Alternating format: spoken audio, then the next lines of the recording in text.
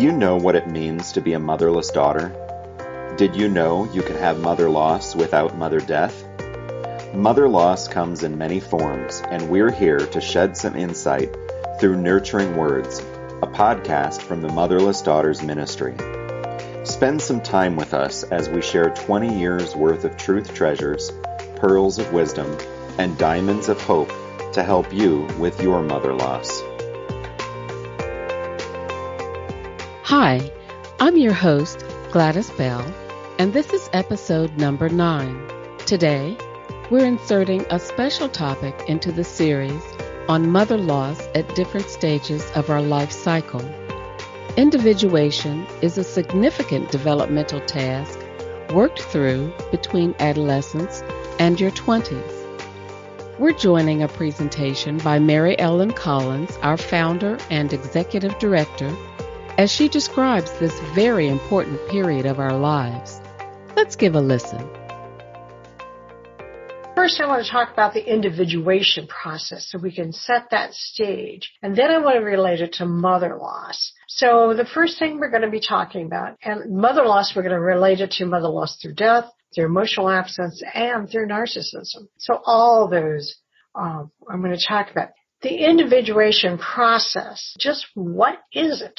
We always say growing up is hard to do. Yes, it is hard to do, but that doesn't really capture the struggle that many young adults experience as they deal with risk and benefits of becoming an adult.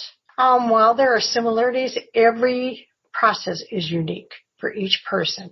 But in the process of individuation, what you're doing is separating from your family or your same-sex role model and creating your own identity. Remember when you were a teenager? When you were a teenager, what happened? This is the age when you started figuring out who you are separate from everyone else. In that process, if you recall, it's a real struggle because you're not sure how to separate. It really means that you recognize and you understand that you are in a relationship with people, but you have to create your own identity. You want to grow. Growing into who you are is, speaking of the individuation process. It involves trial and error. What makes you happy? What makes you sad? What makes you cry? What makes you want to run away? What makes you stay? And all of this came about with the findings of Carl Jung, who was a Swiss psychologist. And he describes that individuation process as a struggle to become an adult. It takes a while. It starts in late adolescence, and it continues through your whole lifespan. We are constantly evolving, and we're constantly trying to figure out who we are.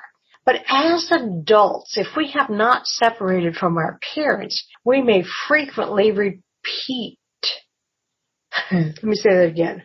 If we have not separated from our parents, we may frequently repeat the same kind of mistakes they made and the same dependent attachments in other relationships. So let me now shift to mother loss and the individuation process. So mother loss has occurred before your late teens.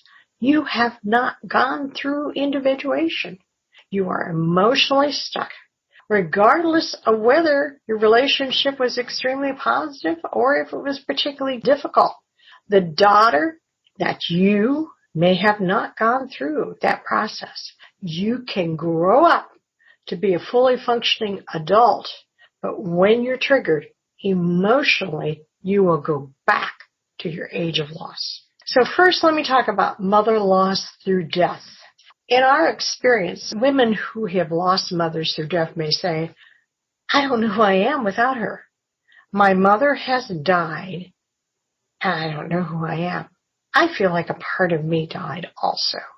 What this clearly tells us is that her identity is so closely aligned with the mother that once the mother is gone, her identity is gone too.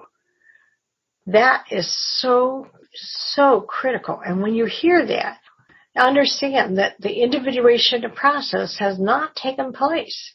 Many times women who've experienced mother loss through death are constantly seeking for who they are, because the loss of the mother is huge because it's wound up in her own psyche and personality. One woman said these words exactly: "My mother has died, and I don't know who I am without her." She described her mother as always there for her, ever present. And upon further discussion, she said her relationship with her mother was so connected that each of them could not really fully function, making decisions without consulting first with the other one. The mother had divorced the woman's father when she was 12, and the two had become inseparable. Now, women who've had emotionally absent mothers, when their mother could be alive, living, or it could be deceased, they may have not gone through the individuation process either. The mother was present but emotionally absent in nurturing the daughter. And the daughter had to take on a persona of being a caretaker. She may have had a caretaker actually to the mother. She may have become the mother. She may have had siblings that she had to be the mother for. But what you have is these women, they were not equipped emotionally or psychologically to take on that process. So what happens is these women all have a similar reaction. It's fear. Am I going to do the same thing my mother did? We're going to take a break for a quick message and get right back to this very interesting topic. Did you know, as a motherless daughter, you have a story to tell? Your loss, your grief, your anger, your pain all deserve a voice. You deserve a voice. Motherless Daughters Ministry has a blog on our website, and this is where you can make your voice heard, and we want to help you with that. You can write under a pseudonym, remain anonymous, or use your real name, whatever you are most comfortable with. The good news is you don't have to be a professional writer. You just have to remain authentic, and your authenticity is what will capture the hearts and minds of motherless daughters around the world. Not sure what to write about or where to begin? Check out our blog on our website to get started. Just visit motherlessdaughtersministry.com and click blog on the top bar menu. For many women who've had emotionally absent mothers, their motivation for reaching out to the Motherless Daughters Ministry is that fear of doing the same thing to their children. One desperate woman pleaded to understand the effects of her emotional absent mother on hers so she wouldn't carry that burden and lay it on her own children. That emotional burden this woman was carrying was absolutely paralyzed her parenting ability. And the next group of women that I want to talk about are women who are daughters of a narcissistic mother.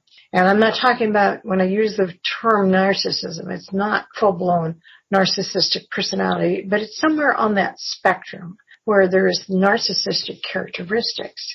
But these women may have not gone through the individuation process either. The narcissistic mother will not allow the daughter to consider what they want to be. In order to individuate, you need that support from the mother to figure out who you're all about. With a narcissistic mother, you are not allowed to think outside of her world. Very often, these women will have adopted a persona of defining who they are based on to please the mother. So inside, there's some real fear about defining who they are because they've always had to please someone. Many times these women have either self-sabotaging or high-achieving behaviors, but finding out who they really are is a big challenge. It is huge. My daughter, who survived her mother's narcissism and her mother's deceased, still deals with painful emotional scars inflicted on her. While her mother was not physically abusive, the scars of emotional and verbal abuse haunt her to this day. She said, on the outside, we look like the perfect family. But when the doors were closed, the wicked, evil mother came out. I was not allowed to be or have anything that was mine. Everything had to be hers. I was one of her possessions, and I'm still struggling to separate from her identity and find who I really am. Wow. My prayer for you is for you to know that you can get unstuck. You need to just look inside yourself, pause, and continue to learn more and more about yourself and understand who you are today. If you have experienced mother loss before your late teens, have you gone through that individuation process? Do you know who you are? How does that play out in your life today as an adult? Are you stuck? Share your stories. And have a wonderful week. Thank you for spending time with me. There are so many precious pearls we discovered in today's episode. I think it's time we go oyster diving. Adolescence is a difficult stage without any additional circumstances. When you add life-altering changes into the mix, it significantly increases the challenges. If there is still anxiety around who you are and where you fit in, you can still work on that. It's a lifelong process. Take the initiative to explore what inspires and motivates you to be your best self. At the same time, maintain or establish open communication with those who have nurtured and supported your development. The Motherless Daughters Ministry was created for you, to walk with you and to support you in your healing journey and the grief process of mother loss. We are here for you, and you are not alone. Thank you so much for joining us here at Motherless Daughters Ministry. This podcast, Nurturing Words, Voices of Experience, was created for you. We really mean that, and it means so much that you are listening today.